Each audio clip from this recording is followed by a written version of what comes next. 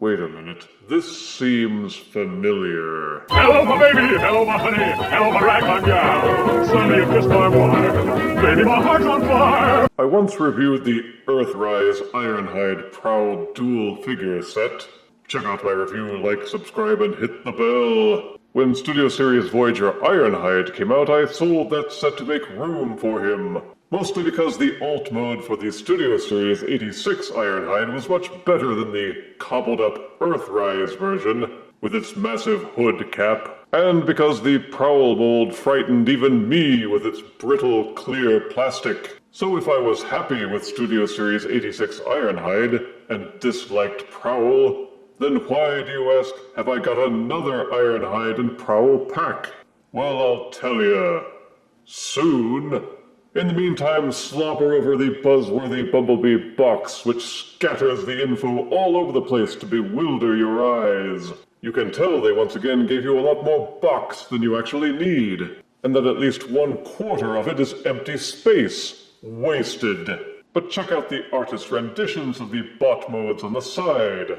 See the photoshopped images on the back, boasting big screen adaptation, also bragging about having scale, detail, and backdrop, along with a short bio reading. When Decepticons hijack the Autobot shuttle, Prowl and Ironhide fight to the end. Check out the Buzzworthy art on the other side panel. Now let's get Prowl and Ironhide out of this box and find out why I got these figures again.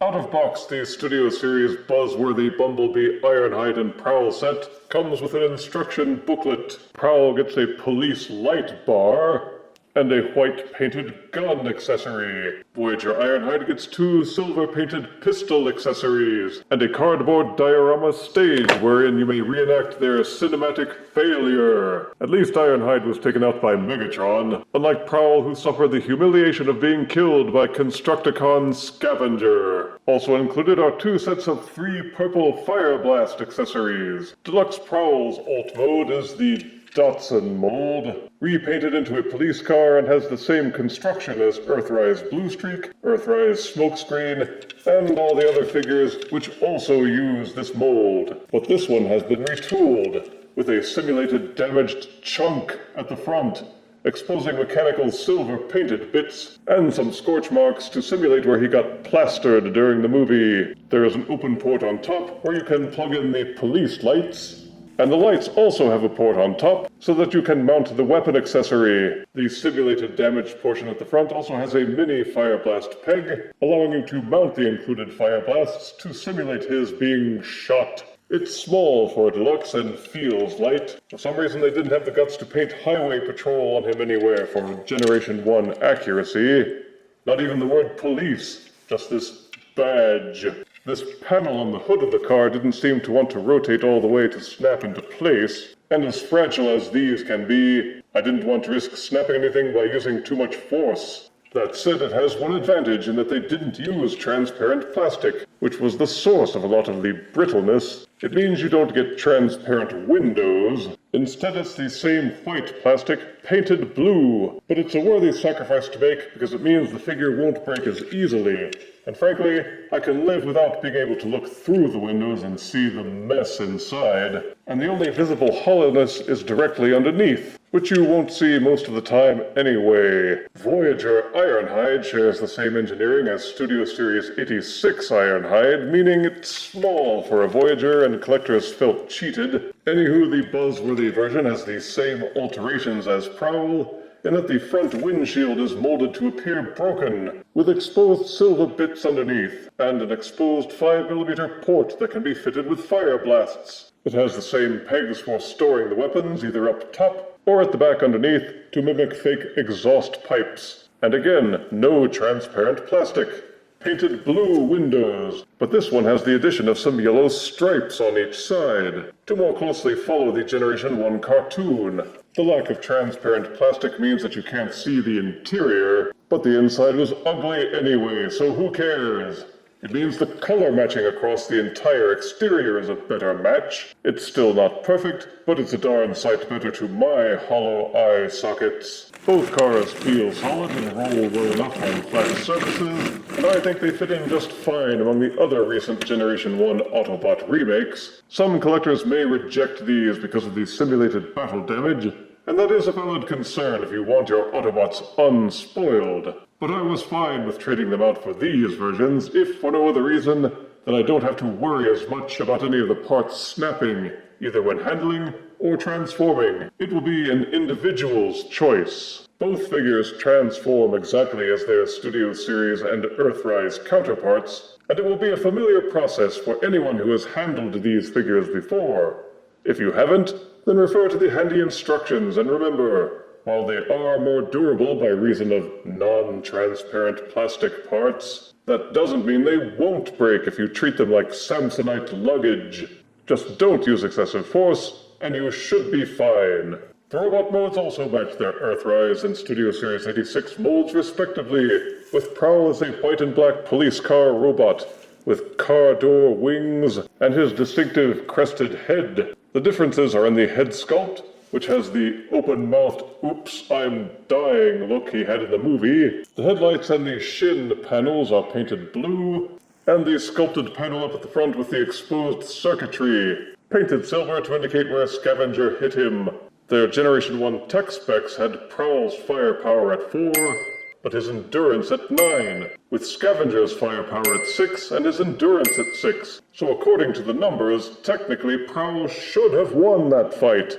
The features include the same array of mini-pegs and 5mm ports which Earthrise Prowl had, with one on each shoulder and forearm, one in each hand for holding his weapons, also the one on his back, though that one will likely remain covered by the cop light accessory. There's also one on each shin, and one on each of the flippy bits at the bottoms of the feet. The mini ports on his arms and the new one on his chest can hold fire blast accessories, which remind us just how effective Prowl was in combat. There are also 2 ports on top here, which should have his trademark shoulder cannons pegged in, but which were not included. Boo! He has the same articulation with a ball-socketed rotating and tiltable head. The wings will fold back and forth. Each shoulder will fully rotate. They can also be splayed outwards, and have these extra hinges at the side so that he can square his shoulders as well. Upper bicep swivel, bendable elbows, rotating fists, full waist rotation. The legs will kick forwards about this far, and about this far back, before the hip parts nudge up against the abs, but each leg will also kick out. There's an upper thigh swivel. The knees will fold back in on themselves, and the backs of the shins are hollow, so you can fold them all the way back in if you want to. The car foot parts will tilt forwards and backwards, and there's the patented ankle pivot. As for Voyager Studio Series Ironhide, he is exactly the same as his Studio Series 86 counterpart, with the same sculpting except for the I failed face and the shattered windshield, which has the sculpted circuitry underneath. It disguises the 5mm port, which is used to plug in the fire blast to accentuate his heroic nonsense. Beyond that, only his fists can hold the blaster weapons, or they can be mounted onto these pegs on his back, or on the backs of his shins. The head will fully rotate. It will also angle backwards and forwards on its transformation hinge. The shoulders rotate all the way, and also splay out, with an upper bicep swivel, elbows that bend 90 degrees, nudge up the codpiece, and you can kick the legs forward this far, and backwards this far. Again, the leg articulation is hindered by the hip plates, but you can splay the legs out. The legs will rotate mid-thigh, 90-degree bending knees, tilting pivoty ankles, and if you disengage the transformation hinge, you can even tilt them forwards and backwards.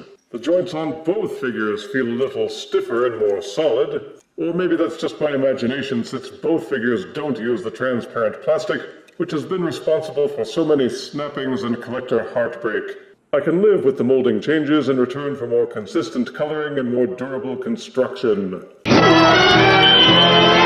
Full-size comparison. Here are Studio Series Buzzworthy Bumblebee, Voyager, Ironhide, and Deluxe Prowl, next to Transformers Animated Deluxe Prowl. Here are Buzzworthy Studio Series Ironhide and Prowl, next to Transformers Animated Deluxe Ironhide. And here are Studio Series Buzzworthy Bumblebee Ironhide and Prowl, next to customized Studio Series Voyager Mega Weapon.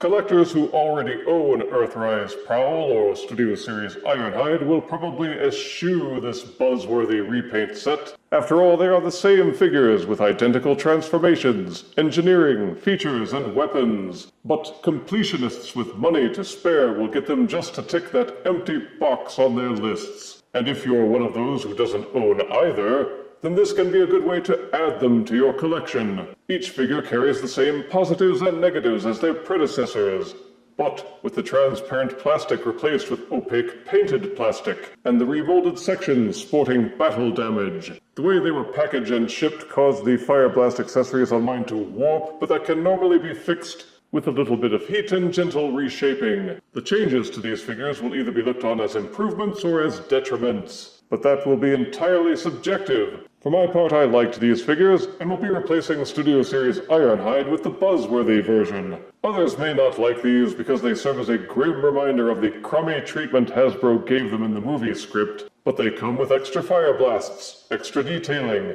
and as I did manage to get mine on sale, it was a worthwhile bargain. They are repaints and remolds, and as such they would carry the same numerical score as their earlier incarnations. So in the end, I can only declare the Buzzworthy Bumblebee Studio Series Ironhide Prowl set death-tested, death-approved. Now they must remain in my realm, until the multiverse resurrects them again. If you refuse me, honey, you lose me. Then you'll be left alone, oh baby. Tell them all, and tell me I'm your own.